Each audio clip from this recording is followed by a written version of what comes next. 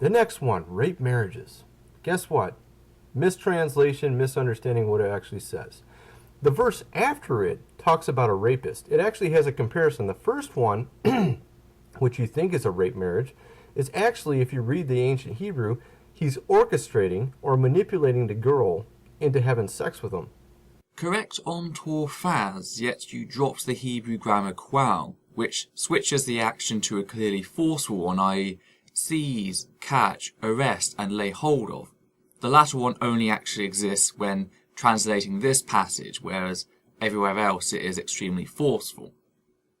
Then there's also a separate list for dealing with inanimate objects, i.e. to wield or assert power over said object, but unless you think the man wielded the woman like a musical instrument, you have no argument. That's another point, making it 11, I believe, carrying on from the previous video. Greetings and welcome there, people of YouTube. This is Essence of Forte, continuing with demolishing Tony's apologetics. So, without further ado, let's carry on. And because he manipulated her and lied to her and tricked her, his punishment is he has to be married to her on the account of her shame. Because in the old times, if you sleep with a dude, you're pretty much screwed if you don't get a marriage out of it. Often, that's why they did it that way. So she wasn't raped; she was tricked. And the guy has to own up for his trickery. He has to marry her. Now the rape one is the one after it. It's a completely different Hebrew word. And what happens to that guy? He gets stoned. Okay, so we already solved the rape one. You guys are full of shit, in other words. Incorrect. What passage you are thinking of with the trickery is Exodus 22 verses 16 through 17. The acclaimed mirror law, which has no link other than the believer's willful assertion, in that the conditions differ and so does the punishment. This is the only relevant one that mentions enticement, and it's from the wrong flipping book. Deuteronomy 22 passages 28 through 29 is the one which orders the man to pay 20 shekels of silver to the father after having raped his daughter. There is also no passage after this dealing with rape. The one you mention is prior, i.e. passage 25 through 27, and that states that the rapist must be put to death. You may now jump out of your seat and go, aha, got you. But the fact is, the two are together. The first one deals with a woman already pledged to be married, whilst the latter deals with an unpledged virgin. That's why there is a difference. In passages 25 through 27, the woman already belongs to another man. In passages 28 through 29, the father has no one to sell his now tarnished daughter to. It's a barbaric version of you break, you buy. This time, the item is a human. Women were bargaining chips of those days. Also, look at passages 23 through 24, which deals with inside the city. They automatically assume that the woman gave consent as she did not cry out loud enough to be heard. This is vital as the following two laws in discussion take place outside the city. Ergo, they do not assume the sex was consensual, but in fact rape. So you're wrong on the language and you're wrong on the context. It's rape, and that's a fact. Okay, number 3 here. Killing children. No, actually God didn't kill children. Well, Elijah, there were some bears that came out and killed some little kids making fun of Elijah. No, they weren't little kids, dumbass. If you go look in the Hebrew, actually look at the ancient Hebrew, it says they were young men. Young men tend to be 16 or older. That's called a man, not a child. Okay, so they weren't little children. The word nair is used for people from toddler age into their late teens. However, the word katan in adjacency to nair, katan meaning little or young, places the individuals in question towards the younger age of this scale. So, to answer my riddle, what is big and round and pretends to be slim and furry? Of course, the answer is, as it was always going to be, J.P. Holding, who has been fighting this defence for a very long time, only to have his worldview demolished by the brilliant Brett Palmer, who raises so many other objections to the various defences. I'll link the second video of his series on the topic, as it's the most relevant to this point. Be sure to give it a look. So, 3 down, people. 3 down. All your bullshit mantras, I've already taken them apart. I'm sure there's plenty more I've taken apart. I've done it many times on these videos. I just get sick and tired of having to do it over and over. You know, maybe you guys need to learn a few things here. I'm just looking for you to do it once. Make one single argument that I cannot just tear apart instantly. You've offered not a single point that has managed to stand up to scrutiny. Every single thing you have said has either been a result of your ignorance or a deliberate lie. Your delusion, however, does win you another point. Okay, and then I guess he had this one, tearing families apart. I don't know what the hell he's talking about with tearing families apart. Well, Mr. supposedly enlightened Christian, the man is clearly referring to Matthew's chapter 10, passages 34 through 37, which reads, "Do not think that I have come to bring peace to the earth. I didn't come to bring peace. I came to bring the sword. I have come to turn sons against their fathers. Daughters will refuse to obey their mothers. Daughters-in-law will be against their mothers-in-law. A man's enemies will be the members of his own family. Anyone who loves his father or mother more than me is not worthy of me. Anyone who loves his son or daughter more than me is not worthy of me." I think that's going to have to be another point for not knowing your New Testament. Seeing that God created the family in his image. Now, let me show you something, because there's a lot of problems in the church. There's a lot of bad doctrines. Hell is not eternal torment. God is not an anti-sex freak. He's not a genocidal maniac. All this stuff is bad doctrine from the West. The Bible says otherwise. The East doesn't teach this stuff. See, in the East, they teach that hell is actually God's presence, and God's presence is a love presence. In other words, it's love.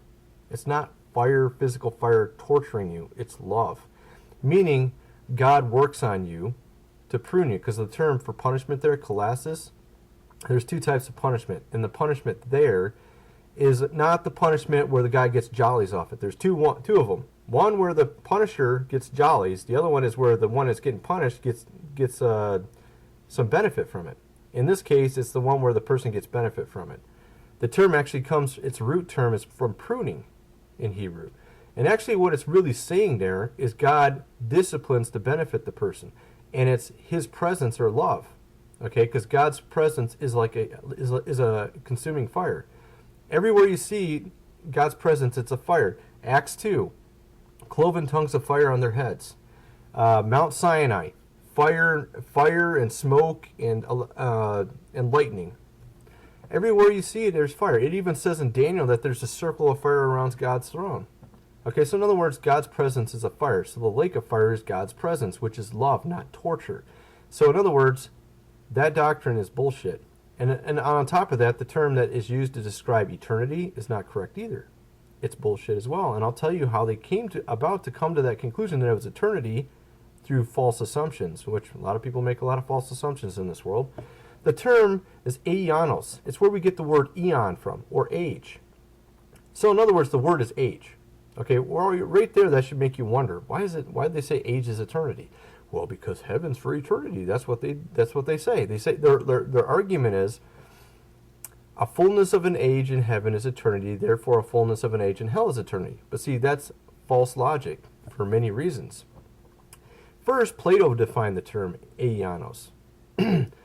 And if he's the one who created the term, I think he would know best what it means. He said that only in the case of God and his perfection is it eternity.